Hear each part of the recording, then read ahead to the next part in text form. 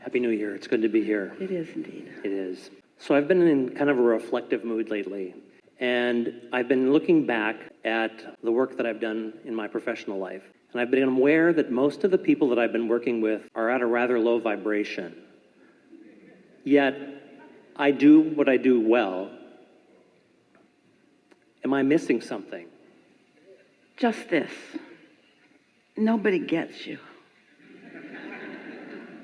And so you might want to take a look at what you're doing and the pleasure it brings you and what you think your ultimate goal is, because we're getting right to the heart of what's tripping most people up. What trips most people up is that their worldview, their self-view, their, you could say belief system, or you could say desire system, feels correct. You feel like what you've learned through life and what you've come to is a really good thing, which you want to share with others. But the missing point, the missing understanding is that in the complexity of every other individual, not just all of them put together, but any one of them, there are so many reasons that their point of attraction is what it is, that they just can't hear what you mean when you say it. In other words, we are for all of these words understanding that you as individuals, over 1,000 people in this room, each one of you is getting something a little different from what we're saying. Is there a sort of harmonic consistency? Yes. So how we feel as we are acknowledging all of you, we know you get this, and these words will feel important to you. We know that each of you has a vortex full of desires that you've carved out of this life and even before. And we know the pleasure that you will experience as they manifest in their fullness. We also know the pleasure, the potential for pleasure that you will experience as they are becoming.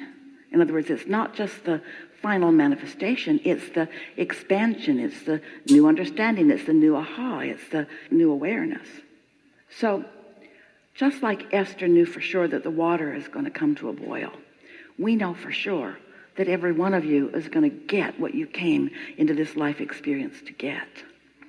So as we visit with you, we're offering the laws of the universe because we want each of you to find the path to what you want, but in no way do we want you to compare yourself to one another. And in no way do we have a perspective of life that we prefer you to live. You see what we're getting at? That's how sure we are of the perfection of this life experience, that everyone gets to become and everyone gets to find pleasure in what they are becoming and as it is happening as it goes along. And so just in the way that you acknowledge that you feel like you might be doing something wrong because, what's the statement that supports that feeling that I might be doing something wrong? Can you make that statement clearly? I don't have everything that I want. I don't have everything that I want, or they don't have everything that they want. I haven't been able to guide them to the things that they want, which is what I want. I want to be able to guide them to the things that they want. And when they aren't getting what they want, then I must be failing in my guidance, which is what I want. But you become free when you acknowledge that everyone is here and everyone has an inner being and everyone is experiencing the same law of attraction and everyone has created a vibrational version and everyone feels emotion. And if you can help them to understand their guidance system, that's what you want. You don't want to guide them. You want to guide them to their guidance. You want to guide them to their guidance, not to where their guidance will take them. Here's what we mean by this. So you're sitting at a table and you're with people you know, and somebody brings up a subject like a car, and that activates a lot of different things to a lot of different people, depending on what just happened. One just had a flat tire, and one's car he thinks is a piece of crap, and one's car he can't afford to make the payment on it, and one just got a new hot, really fast-moving car. In other words, so just around this small table of 10 or 20 people, let's say, there are a whole lot of different things that happen just when the thought about a car comes into the mix.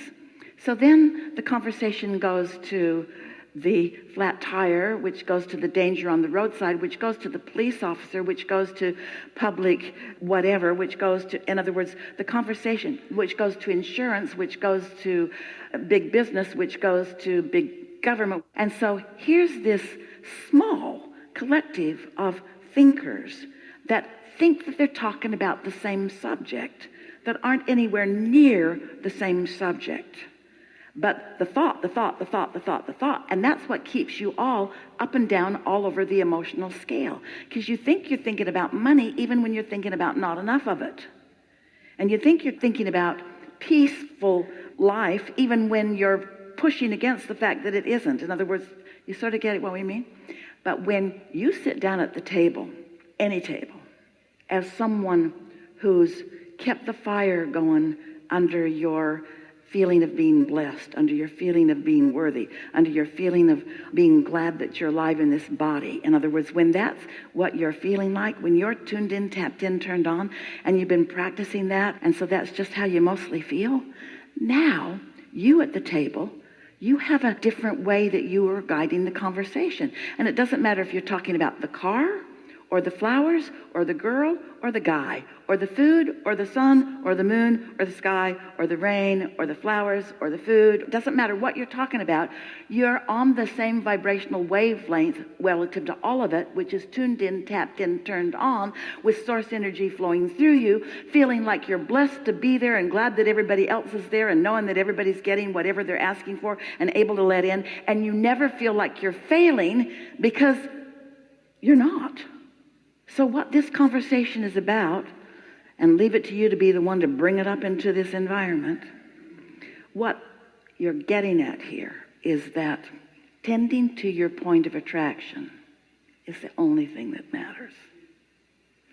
And knowing that, you can step into any environment and, like your inner being, stand in that compassionate stance.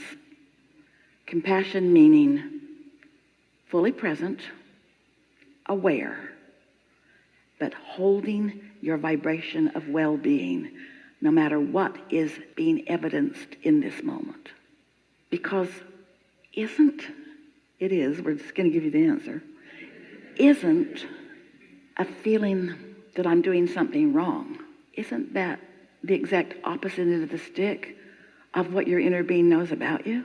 Isn't that anti-worthy? Isn't that anti-blessed? Isn't that anti-good? And it just can't be. You cannot make your decision about your worthiness or your value be based upon anybody else's reaction to you, because the reaction to you isn't about you. It's about them. You see. Oh, do not misunderstand us. Let's be clear so you won't. You have so much love for other people and you want their well-being, and you've put them in your vortex. So they're in your vortex. Their well-being is in your vortex. Their well-being is in your vortex, and your inner being is looking out for your well-being that you have for them. And remember what we said earlier? Your inner being is never looking at the other end of the stick. So your inner being knows their well-being. You put them there, and your inner being is tending to that. But when you worry, you have diverged from what your inner being knows. In other words, sometimes people say, Abraham, you teach selfishness. And we say, yeah, we do it on purpose. We do. We teach selfishness because if you're not selfish enough to tend to your own point of attraction, then you don't have anything to give anyone else anyway. You can't influence anything. Think about what we just talked about just now. In other words, all of those people whom you care about are in your vortex. And of course, their success feels tied to your happiness. But their in-the-moment success cannot be tied to your happiness. Your vortex version of them is what's tied to your happiness. You must focus upon your vortex version of them if you are to be happy, and under those conditions, you have the most to give them. Did you feel us unravel that one for you? Yes. Really good. Really This good. is a really good time for a segment of refreshment.